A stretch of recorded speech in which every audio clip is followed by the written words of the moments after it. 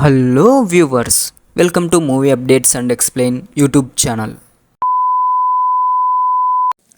కాంత దుల్కర్ సల్మాన్ హీరోగా, సముద్రకని అలాగే రానా దగ్గుపాటి మెయిన్ లీడ్లలో భాగ్యశ్రీ హీరోయిన్గా వచ్చిన సినిమా. ఈ సినిమా మొత్తం 2 hours 44 minutes ఉంటుంది. సెల్వమణి గారు ఈ సినిమాకు డైరెక్టర్గా ఉన్నారు. దుల్కర్ సల్మాన్ గారు ఈ మధ్య వరుసగా హ్యాట్రిక్ హిట్లు కొట్టుకున్నారు.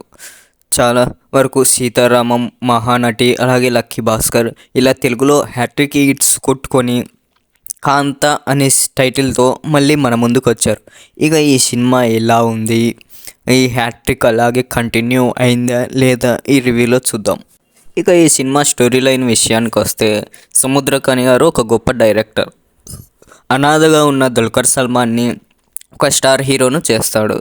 స్టార్ హీరో అయిన తర్వాత మన హీరో ఇక సముద్రకని గారితో కొన్ని గొడవలయ్యి సముద్రకని డైరెక్షన్లో చేస్తున్న శాంత సినిమా మధ్యలోనే అయిపోతుంది. ఒకవైపు మహాదేవన్, అదే మన దుల్కర్ సల్మాన్ ఆడియన్స్ చేత తన యాక్టింగ్తో నటచక్రవర్తి అని పిలిపించుకునే రోజుకి ఎదిగిపోతాడు. మరోవైపు అందరూ అయ్యాని గౌరవంగా పిలుచుకునే మన సముద్రకని గారు ఫ్లాఫులతో ముందరికి వెళ్ళిపోతూ ఉంటారు.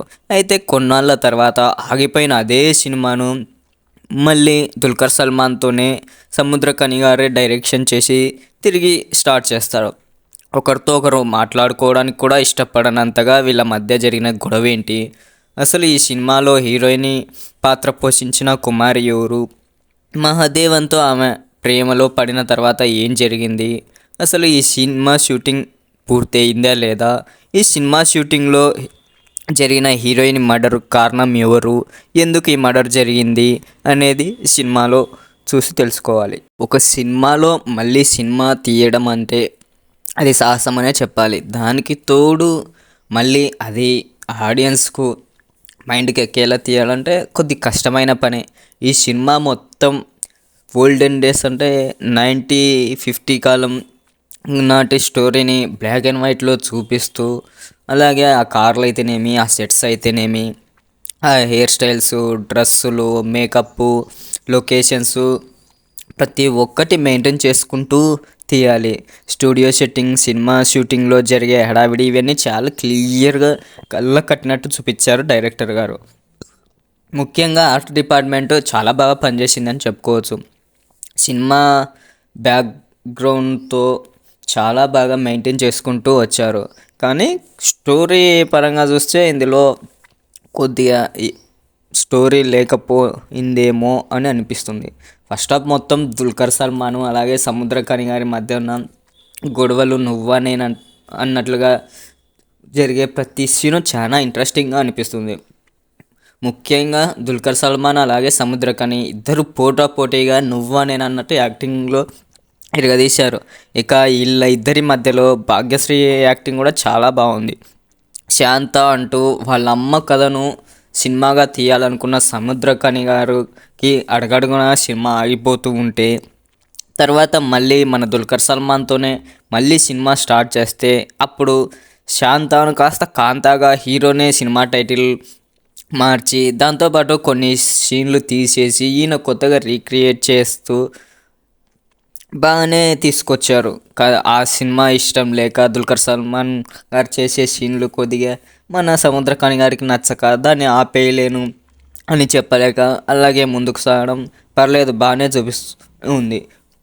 ముఖ్యంగా ఫస్ట్ హాఫ్లో సముద్రకని చెప్పిన ఒక సీన్ని దుల్కర్ యాక్ట్ చేసిన సీన్ ఉంటుంది, చాలా బాగుంటుంది. థియేటర్లో ఆ సీన్కి అసలు క్లాప్స్ కొట్టేంత రేంజ్లో పర్ఫార్మెన్స్ కూడా చాలా బాగుంది.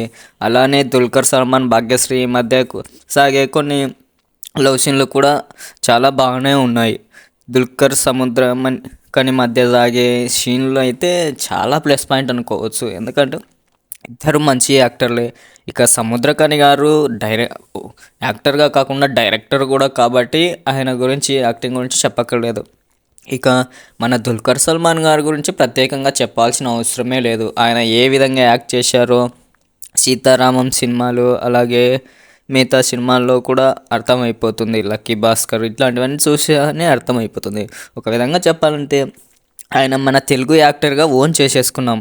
ఇక ఇంటర్వెల్లో వచ్చే ట్విస్ట్తో సెకండ్ హాఫ్ మొత్తం సెటప్పే మారిపోతుంది. ఇప్పటి వరకు సినిమా షూటింగ్ సెట్టు అంటూ సాగిన స్టోరీ లైన్ మర్డర్ మిస్టరీగా మారడం, సెకండ్ హాఫ్లో పోలీస్ ఆఫీసర్గా దగ్గుపాటి రానా గారు ఎంట్రీ ఇవ్వడం తన నటనతో సినిమాకి మరో హైలైట్ అని చెప్పచ్చు. ఇక ఇలా యాక్టింగ్ ఎలా ఉన్నా ఇలాంటి సినిమాలు అందరికీ ఎక్కకపోవచ్చు, అందరికీ నచ్చకపోవచ్చు. ఎందుకంటే కామెడీ సాంగ్స్, లవ్ సీన్లు, వయలెన్స్ అంటూ థియేటర్లకి ఒక మాస్ ఎంటర్టైన్మెంట్ కోరుకునే ఆడియన్స్కు ఇలాంటి సినిమాలు నచ్చాలి అంటే అంత సులభమైన విషయం కాదని చెప్పచ్చు.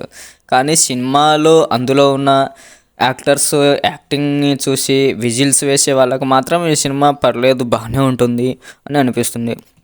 ఇక ఈ సినిమాలో దుల్కర్ సల్మాన్ అయితేనేమి, సముద్రకని అయితేనేమి, అలాగే రానా గారు అయితేనేమి, అలాగే హీరోయిన్ అయితేనేమి యాక్టింగ్ పరంగా చాలా బాగా చేశారు. ఇక పాటలు అంతగా ఎక్కకపోయినా బ్యాక్గ్రౌండ్ స్కోర్ ఇచ్చిన జేమ్స్ బిజోయ్ మాత్రం సినిమాకు మంచి ఎలివేషన్లే ఇచ్చారు అనుకోవచ్చు. అక్కడక్కడ కొద్దిగా డ్రాప్ అయినా పర్లేదు, బ్యాక్గ్రౌండ్ మ్యూజిక్ కూడా బాగానే ఉంది. కానీ సినిమా కొద్దిగా కన్ఫ్యూజన్గా ఉంటుంది, అది ఒక మైనస్గా చెప్పుకోవచ్చు. ఇక ఈ సినిమాలో ప్లస్ అండ్ మైనస్ పాయింట్ల విషయానికి వస్తే, ప్లస్ పాయింట్లో అయితే యాక్టింగ్, రానా దగ్గుపాటి గారి యాక్టింగ్ కానీ, దుల్కర్ సల్మాన్ కానీ, సముద్రకని కానీ, మెయిన్ ప్లస్ పాయింట్ ఏమంటే ఆర్ట్ డైరెక్షన్. అప్పటి కాలానికి సంబంధించి ఆ సెటప్ అంతా సెట్ చేసిన ఆర్ట్ డైరెక్షన్ మెయిన్గా చెప్పుకోవచ్చు. ఇక పర్లేదు, మ్యూజిక్ కూడా బాగానే ఉంది. ఇక మైనస్ల విషయానికి వస్తే మాత్రం కొన్ని కన్ఫ్యూజన్లతో కొన్ని సీన్లు, అలాగే మరి స్క్రీన్ ప్లే కొద్దిగా సరిగ్గా లేదేమో అనిపించడము, పెద్దగా ఎక్కకపోవడము, సాంగ్స్ కూడా ఏమన్నా డబ్బింగ్ వల్ల ఉండొచ్చు, పెద్దగా ఎక్కలేదు. అలాగే లిప్ సింక్ అనేది చాలా వరకు మిస్ అయింది, అది కూడా ఒక మైనస్గా చెప్పుకోవచ్చు. ఓవరాల్గా మూవీ అయితే పర్లేదు, ఫ్లాప్ అని చెప్పలేము, అలాగే సూపర్ హిట్ కూడా కాదు, ఒక క్లాస్గా చూసుకోవచ్చు. నన్ను అడిగితే ఈ సినిమాకు 5కు 3.0 రేటింగ్ ఇస్తాను. Thanks for watching this video. ఇలాంటి మరిన్ని వీడియోస్ కోసం మన ఛానల్ని సబ్స్క్రైబ్ చేసి వీడియోని లైక్ చేయండి.